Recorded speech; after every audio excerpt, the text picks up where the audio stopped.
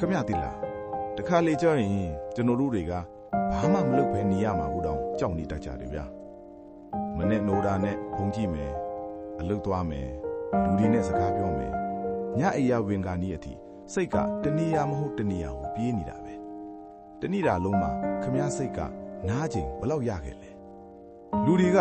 ဖုံးအားကုန်ရင်အားသွင်းကိုတီးကြပဲမဲ့ကိုယ်စိတ်ထဲကစွမ်းအင်တွေကုန်သွားတဲ့အခါကျတော့ဘလို့ပြန်ဖြစ်ရမှမသိကြဘူး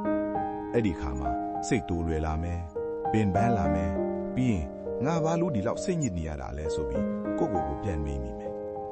တကယ်တော့တရားဓမ္မဆိုတာပတိစိတ်နေမှဖះเจ้าကန်တော်မှမဟုတ်ပါဘူးအခုဒီဗီဒီယိုကြည့်နေရင်လည်းမယ်ခဏလေးအသက်ကိုဝဝရှုထွင်းလိုက်ပါ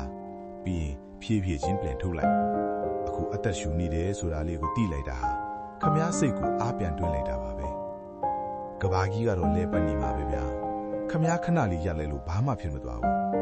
အပြင်ကစူညံတန်တီးထက်ခမည်းအတွင်းစိတ်ရဲ့ငင်းချမ်းမှုကိုပိုဦးစားပေးကြည့်ပါအဲ့ဒါကမှတကယ့်အနာယူခြင်းပဲဒီနေ့တော့ဒီလောက်ပါပဲ